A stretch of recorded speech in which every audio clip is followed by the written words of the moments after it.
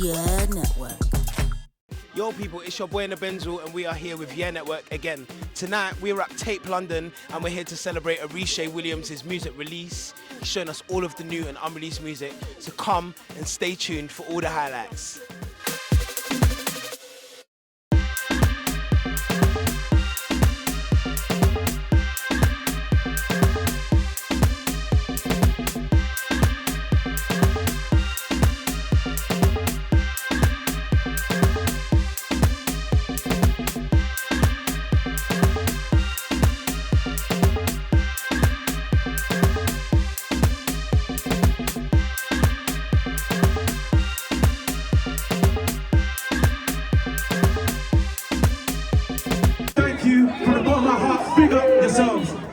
They really believed in me, and man, this event is unbelievable. Listen, it is going off inside, and if you are not here tonight, then I am so sorry that you missed out. But don't worry, your boy Benzel got an exclusive interview with Oritsé coming up next. What's up guys, it is your boy Benzel and we are back again with YEEEAAH Network. Today we have a super special guest, someone who's been in the boy group and sold over 15 million records worldwide. It is none other than Oritsé Williams! Yes, oh God, my brother. What you saying, G? I'm good, man. How are you? Man, I'm out here, man. I'm just enjoying life. Come on, man. That's the way to be living. By the way, I appreciate the dreadlocks, man. Oh, yeah, come on, man. Listen. You know what I'm saying? Yeah, the dreads are dread gang all day, man. Listen, man, it's a lifestyle, you know. Bro, you already know, such bro. a lifestyle, man. Ain't easy to keep up, though. No, it's not. But then you find that so much more people give you respect. Yeah, man. Man's, we walk out of the chick, man's like, Dread. Yeah. What I got, Dread? What I got, Rasta? Yeah. I love that, man. But thank you for being here with us today, man. It is a pleasure actually to have you. I know you've got some great things coming up. We went to your launch party recently, so we're going to be talking about all of that. But just tell us a little bit about what's been going on. Yeah, man, obviously, you know, I dropped the record Language, you know, my solo record. It's been going crazy. I've been just having lots of fun making music and receiving the blessings and the love since I dropped the record. I mean, yeah, the stats are mad. Can't even lie. Yeah, the stats are mad. Yeah. How many millions of plays you got on YouTube? Yo, it's like over 1 million plays on YouTube. 1 million plays on YouTube, which is crazy. Listen. Like hundreds of thousands streams, top 10 in trending sounds on TikTok. Jeez. So yeah, man, it's flames right now. Yeah, man, it's flames. That's a big feat as well, man, because we know TikTok is doing bits for people's music lately. Real. So that's a big deal. So talking about Language, talk to us about the process of making Language. How did it come about, the song itself? Yeah, man, so essentially I pulled up to Sweden and just caught a vibe with some of my brothers out there, man, and sisters. It was crazy because I went to the studio on this particular day, got in there early, and there was no ideas from any of us that were really hitting. And then it got to about 7, 8 o'clock, and I said to myself, nah, I've come all this way. I've got to get something today, man. Yeah. So then, anyway, I told the producer, John Alexis, yo, press record, give me the headphones, and I'm gonna freestyle. So I just started freestyling the tune, started freestyling this melody, and it was crazy because everybody in the room started looking at me as I had the cans on, and I was just freestyling. That is like when just, you know. Yeah, that is when you know. And they were just super blessed. It was crazy, man. They were like, yo, oh, you got something. And so, yeah, like I had this thing that was coming out about love language. It was a conversation that I had with my queen, you know, not too long before the session, and we were talking about love. She was teaching me about this idea and this notion of love languages, and I loved it so much it stayed with me, and it just kind of came out organically. Okay, well, boy, listen, I'm telling you, I think the most important thing about that whole process is that you were not willing to give up at that point when you thought nothing was coming. 100. And then if you had given up at that point, wouldn't even be sitting here talking about 1 million views on YouTube from a song, you know, trending top 10 sounds on TikTok. Yeah. You know what I mean? So that's a big thing. And in terms of that, obviously Love Language has a different kind of sounds than obviously what we previously know you for. So just want to talk a little bit about the sound and what that means for you and the future of your music. 100, yeah. So language, the sound, I call my sound Afro-Island. Ultimately, you're feeling that already, isn't it? Afro-Island. I remember that from the listening party. Yeah. I had to let people know, yo, I've got my own genre, my own sound. I call it Afro-Island because I couldn't quite describe the music I was creating because it was so different to, you know, a lot of other artists that I hear out there. Because you know, I'm not a pure Afrobeat artist. I'm not a pure dancehall artist or a pop artist, or R&B artist. My sound is ultimately an amalgamation or a fusion of Afro flavors and also, you know, Caribbean flavors, and that, you know, is reflective of my upbringing. Yeah, exactly. Do you understand what I'm saying? So that's who you are. That's who I am. You know what I'm saying? So growing up, I grew up in this very African Caribbean household. I traveled between the UK, Africa, and the Caribbean.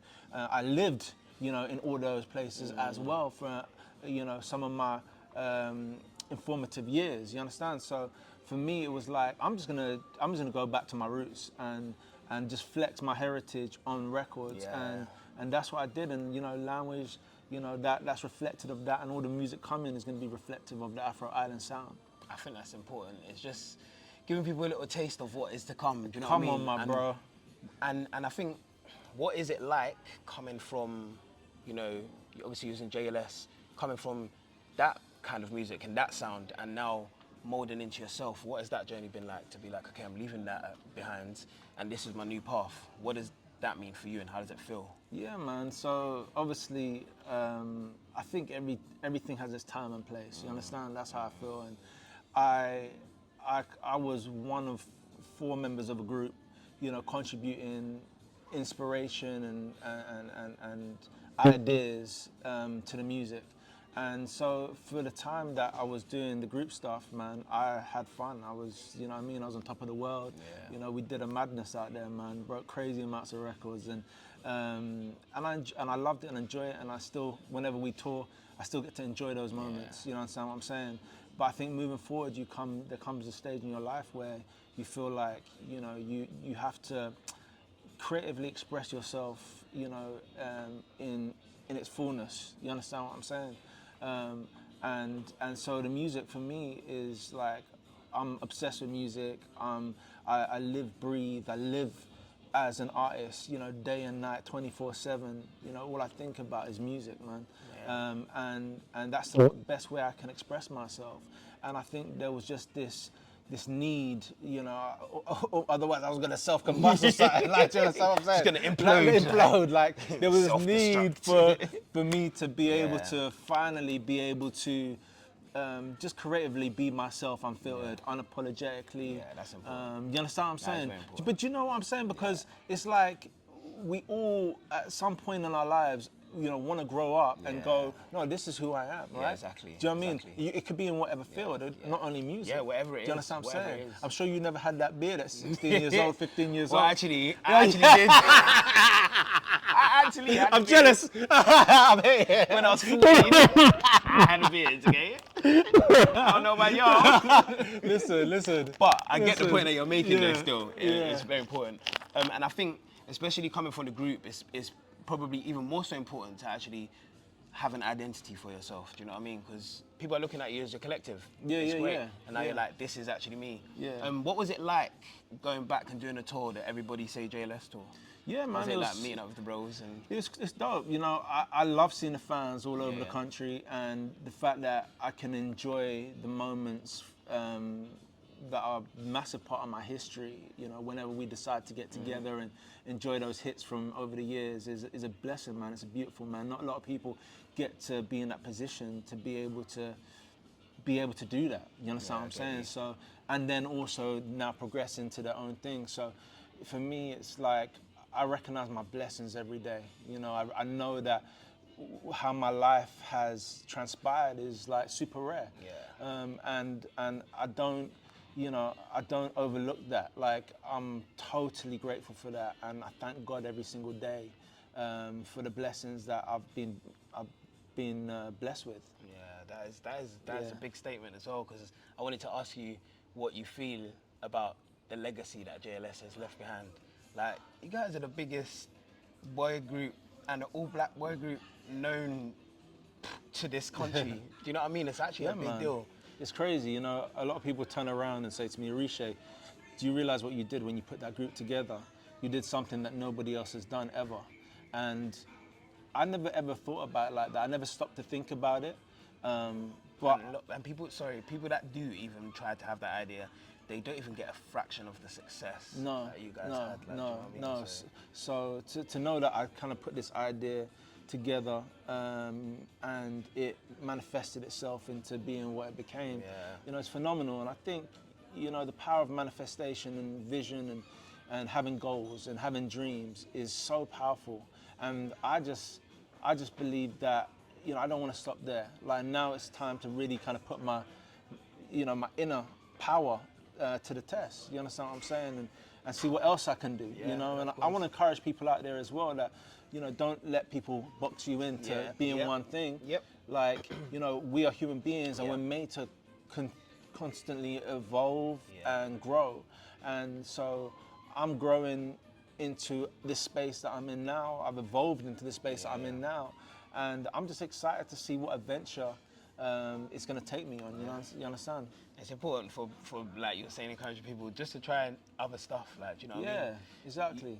Have fun. Exactly. Just explore. Fun with it. We were talking earlier on about some of the, you know, the things that you would love to do, which nobody would. I just want enough money so I can go and learn to do sword fighting. Go cave diving, like exactly. Just stuff like that. You just have to explore, and that's important, to not box yourself in. And even if you're just thinking about music, it might be a genre. Try something else. Yeah, 100. Just try it. 100, man. Try it. 100. So you released your first solo single, Waterline. How did you get Pusha T to be on that track? Yo, it was crazy, man. So, I mean, the story's crazy. So I was on tour, on the last tour with the group, and I got a call from my manager, and he said to me, yo, I've got some news for you. And I was like, some news? I said, what is it? He goes, Kanye is looking for singers and international artists for his label Good Music, and he thinks that you would be a great fit, and the team think you would be a great fit. So I was like, what? This is all weird. Like, I was baffled, super baffled. Anyway, I was having conversations with my manager at the time and saying, look, but it's looking like Kanye is moving into more of the fashion space. I'm not really sure if he's on this music thing no more. And he goes, you know what, fair point. Like, let's kind of explore this a little bit further and see what's going on. So explored it a little bit further, realized what I was saying was true. He was moving into the fashion space. But he said, you know what, we got this record, they love the record, why don't we ask them if anyone on the label might want to pull up? So yeah, it's crazy. So they circulated the record around Good Music, and Pusha T basically said, yo, I love the record, man, I'm going to pull up on it. So I was like, yeah, man, it's crazy, I couldn't believe it. A week later, it landed in my inbox. Well, 1 week as well. Bruh, just 1 week. I pressed play, and as soon as I heard, Oritsé, King Push.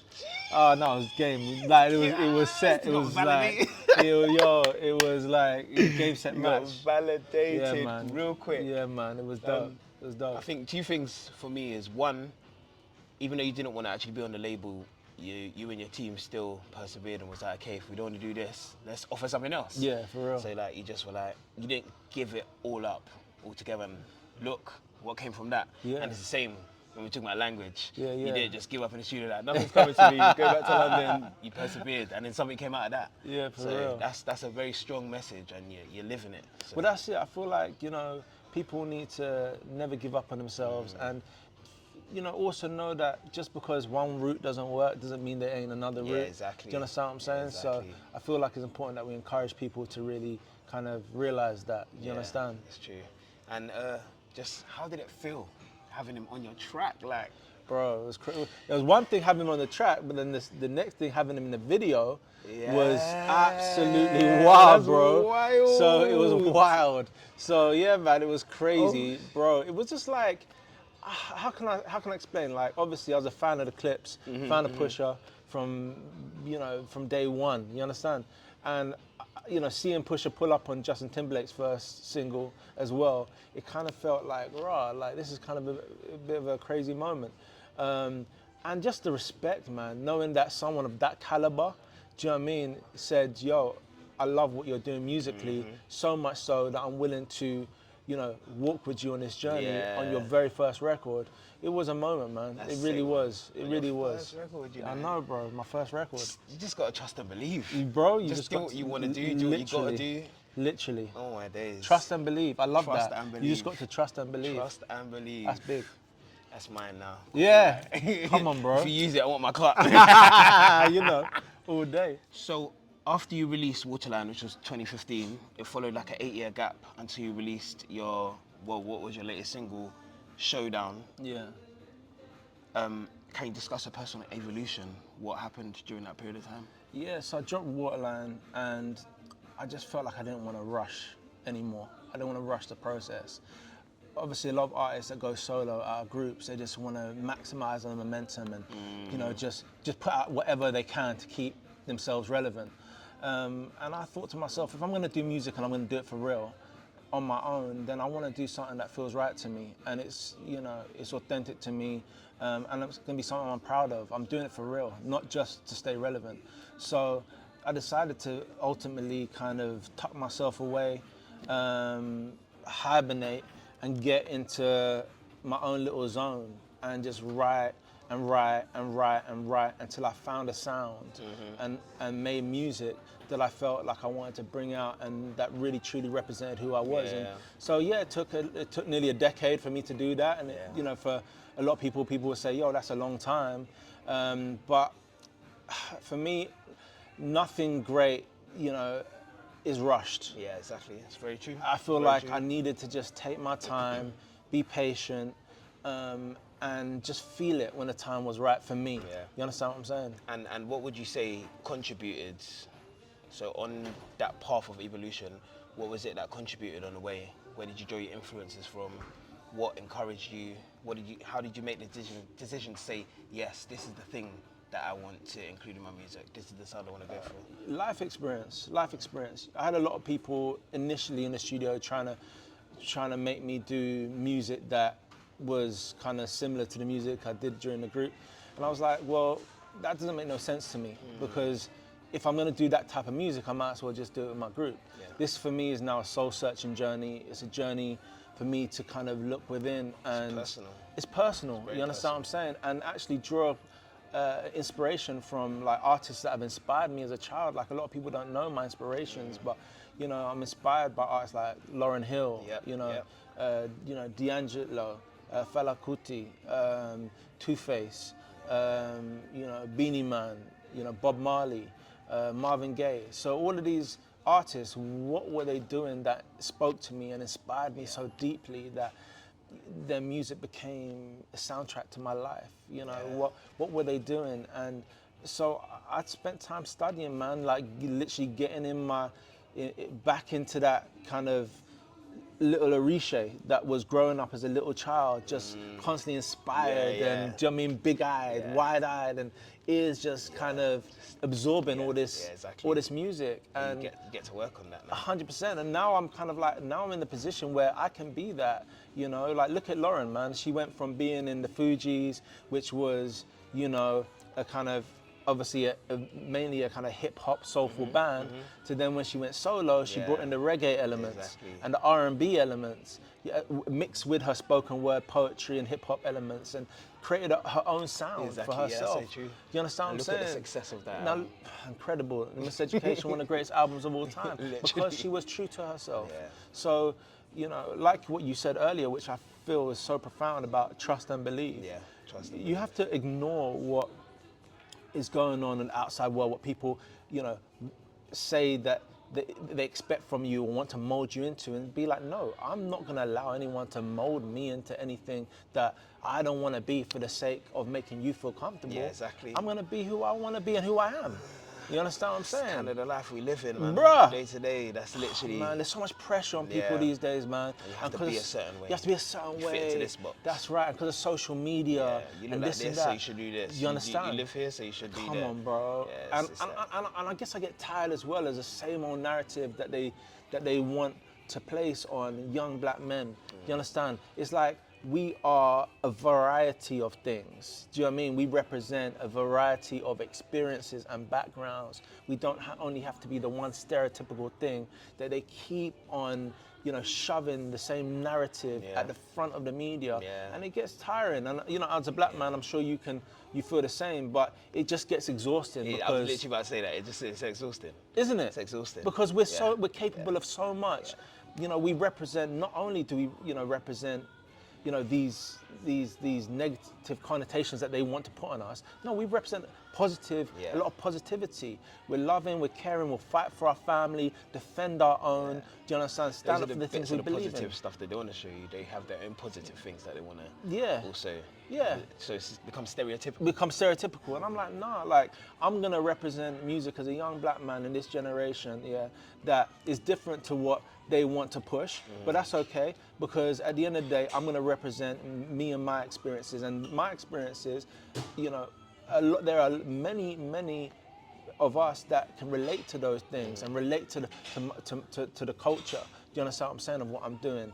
I just feel really passionate about that, and you know, it's something that I've always felt, and it's something that I've been speaking about more and more and more and more, because I feel like there's a need for us to be open about it. Do you understand what I'm saying? Yeah, and it's funny because I just want to ask you also about your connection with the black audience and how they receive you, and what that actually means, what your music means to them, and how you feel about that connection. So I mean, you could see from that night.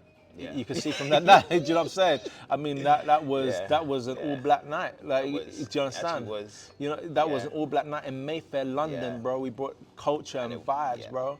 And it was very respectful. It was very respectful. Do you understand what I'm saying? Like, we literally enjoyed. My cousin said to me something the other day. He said to me, Oritsé, you know, when people hear Oritsé Williams and Afro-Island sounds, they just need to know wherever Oritsé is, that's where the carnival is at. Do you understand?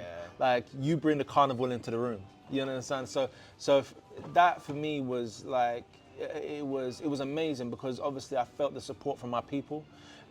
Since I've dropped music, I've been feeling the support of my community and my people, and you know, there's no better feeling than that. Do you understand what I'm saying? Like, there's no better feeling than that.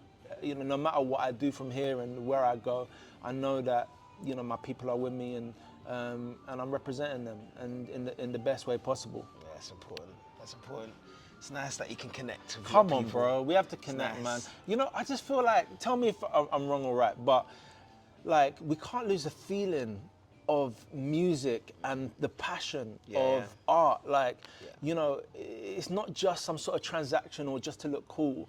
Like, you know, I just feel like that passion, that emotion, that intention, we should be encouraging of that. Yeah, absolutely. I'm 100% with you. And from our community, we've been through so much in our history, from, you know, slavery, oppression, overcoming all types of adversity. I agree with you. Bro, like, I agree with you. Come on, man. I think where we lose it maybe is just in the setup of the music industry now. Yeah, everything's so quick and fast paced and ever changing, and this is influencing that. Do you know what? That You're is right, you influencing know. this, and it's like, oh, I can't keep up. And actually now I'm gonna stop making music with a nice bridge, because there's no point. It needs to be, you know, 20 seconds long for TikTok. So the song needs to be 1 minute and 20 seconds, and I don't need backing vocals, because that's long. People are gonna catch on to just the hook anyway. So you lose, and then once you start doing stuff like that, all of those big rich harmonies that come from the church, those are our community. Like, you know what I mean? The bridges where you would change up the whole song, and those are our things. You know what I mean? We're just starting to leave things off,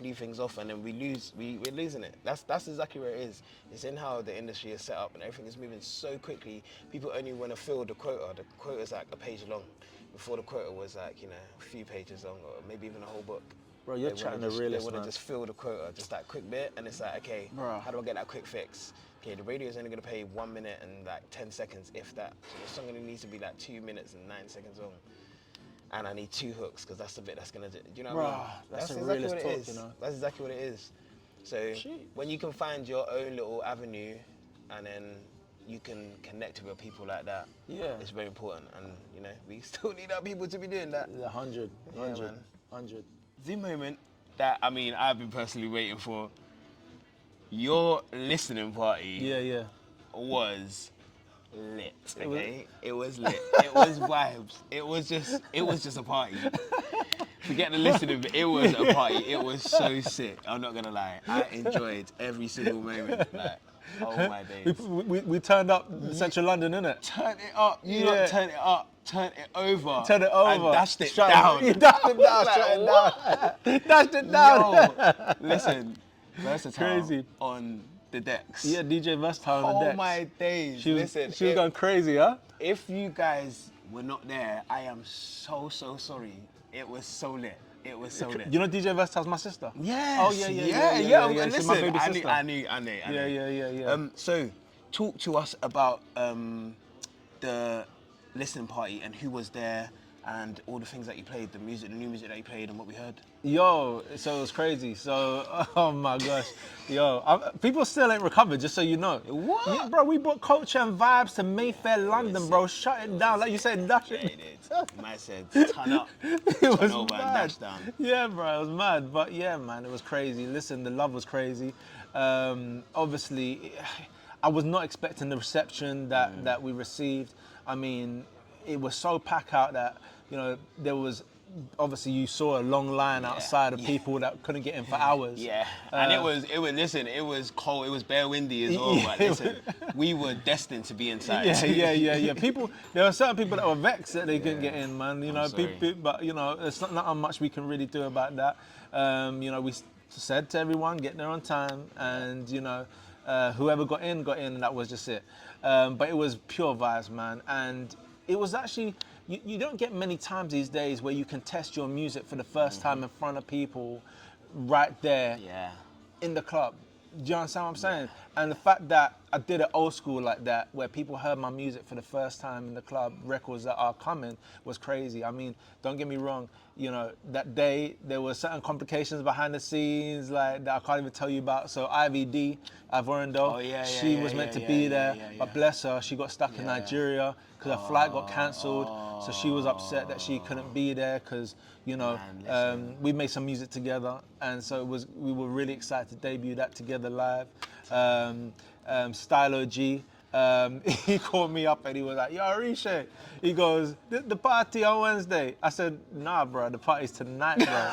Like, he goes, what? He goes, I'm in Manchester. I said, nah. I said, bro. I said, Stylo, man, I beg, bro, like, nah, bro, you gotta come through, bro. He said, listen, say nothing. And then he came down from Manchester, and when he walked through the doors, I was so happy because we were performing, obviously, our record that night. Listen, we got the tune, wheel up. Wheel up,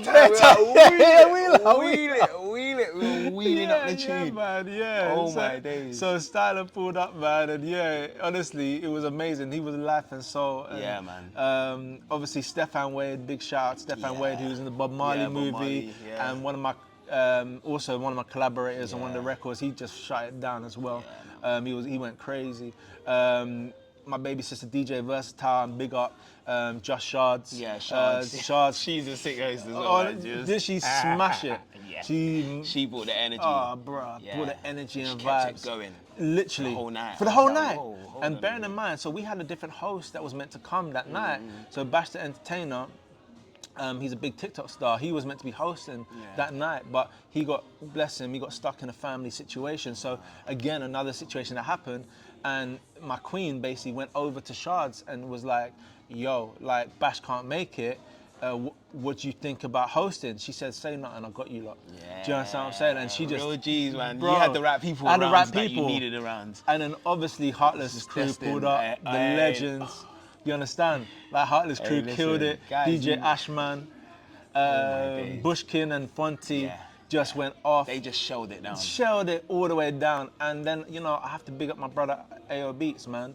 AO Beats came through and man, he killed it. And obviously I wanted to bring also the kind of cultural vibes to it. So I had my brother tossing on the African drums, on the talking drum. So he was just going with the talking drum while we were performing. So it was just like pure culture and vibes on the stage and pure wheel ups, like you say, pull up the tunes. Like, it was crazy. And to see the reaction to my music right there live that night, bro, honestly, it's the best feeling in the world, man. And even for me, and I'm hoping for everybody else, watching you guys there be so passionate about the music. Obviously, we're receiving it well as well, but we're giving you energy, but you guys don't even see the energy that you're giving, and it just made us think, when you lot were creating this music, it's so good, it's so lit, it's such a vibe, but you guys have a chemistry that feels so good. Thank you, man. So that is all I want to say about that. And what was the process of making the new songs as well? The process of making new songs is just being true to myself. Ultimately, I decided I'm gonna make music that I'm gonna be a fan of. Like if I wasn't the artist making this music, I would be putting up the music, reloading the music, you know, playing the music 24/7. So I just made music that I love, bro. Like ultimately. Man, listen. Like I said, guys, if you weren't there, I'm so sorry. It was crazy. Do we have a release date for any of the new music to come? I can't give you a release date, but what I will say is that one of the tunes is going to definitely be dropping for summer to make sure that at Carnival it's going off. But I've been having some really exciting conversations recently about different ideas and different things that I'm exploring at the moment. I can't say too much. Yeah, that's fair. But what I will say is that I definitely want to establish my sound. There's definitely going to be EP coming. There's definitely going to be more singles that are dropping. And I'm excited to just get involved in things I'm passionate about, you know. I'm also an ambassador for young carers. So I do a lot of work around, you know, supporting and raising the voice of young carers. That's really important to me. So I'm just going to be doing the things and involving myself in the things that I'm truly passionate about. And make that my priority and my focus. If your agent called you tomorrow, or your manager called you tomorrow and said, you can go on one TV show, what show would you like to go on? What TV show would that be? I'd be a judge on The Voice. Jeez, okay. Yeah, I'd be a judge on The Voice. Nice. That was a good one. All right, well, I'm going to ask you some very quick questions. And it's all about language, your song language. Ooh, okay? let's go. Let's go, quick my five bro. questions. Language edition. Language. I like how you did that. Language edition. Come on, bro. So, yo, make sure you do something with that. Language edition. Hey, it's gonna be like the Usher meme, innit? Yeah. Watch this. Watch this. Yeah. What did I do there? Yeah, watch this. Yeah. Literally. Language edition. I love it, man. So, you just have to answer very quickly. Yeah? Okay, cool. You can't think about it. I can't think. Okay. You just, okay. Say no more. Okay. Okay. What is your love language? Words of affirmation. Okay. What is the most romantic gesture you've ever made for someone? Marry them. Nice. Wow. Would you rather receive a handwritten love letter or a surprise date night? Surprise date night. Yeah, me too. Your girl asks you for a massage, but her back and her feet both hurt. Which one will you go for? I mean, I will go for the back and work my way down to the feet. Oh, whoa. Whoa. What is the best love advice you've ever received? That is just about you two. Don't let nobody come involved. What's that Genuine tune? Ain't none of your friends' business. Ain't none of your friends' business. Huh? No. You don't know the tune? No, Come on, bro. Get into your Genuine R&B bag, bro. Guys, I need That is somebody R&B, to bro. reconnect me. Come on, bro. All over again. Come on, bro. If you could serenade someone with any song, what would it be? And you have to sing it. Ooh, so beautiful it's hard for me to even try explain the little things you do to show me you're a different lake. Of course, it's gonna be language. Yeah, of course. Of course, I'm gonna be serenading my queen, man. Absolutely, in the language edition. Language edition. Although she's kind of used to be singing now. Listen, man, if it worked the first time, it's always gonna work. Real talk. What is the most thoughtful gift you've ever received from a partner, from your partner? Yeah. Basically, my wife, she made these cards for my last tour where it had pictures of all the different members of my family on there that I really love and I'm close to. And each day, I basically had opened up each card and it revealed a new member of my family. Jeez. And that was so thoughtful and powerful. It was beautiful. Yeah, that must be so nice. You're far away from home as well. Yeah, exactly. So, do you believe in love at first sight, or do you think it takes time to develop strong connections? I believe that love at first sight, yes, it exists in a way of being attracted to somebody, but I believe that love grows. If you could plan a romantic getaway anywhere in the world, where would you go and why? I'd go back to Jamaica, 100%. Take my queen back to Jamaica. Or I'd go to Trinidad, because it was quite interesting, because Kaz she's South Asian, she's Sri Lankan, and obviously I'm black. And when we would go to Trinidad, it's like, wherever else we are, it's like we're this kind of anomaly where you've got this kind of South Asian black relationship, but going into Trinidad, we're like the norm. Like, so there's so many Asian black couples, South Asian black couples, that it was just so weird. She was like, wow, we're just like, we're the norm out here. We belong here. So it was cool. Wicked. Well, Oritsé, it has been an absolute pleasure to have you here talking to us today. Thank you for coming. Thank you, Benzo, my brother. And we're looking forward to listening to all the new music. Come on, bro. And that party, like I said, was lit. You got to pull up to the next one, man. Oh, come on, bro. I'm waiting for my invite. Yeah, trust me, it'll be there. Listen, I'm so sorry, guys. If you're not there, then you missed it. But yeah, that is us. We are out, and it is YEEEAAH Network. I'm your boy, Benzo. Take it easy. Respect, my bro. Go on. Love, man. YEEEAAH Network.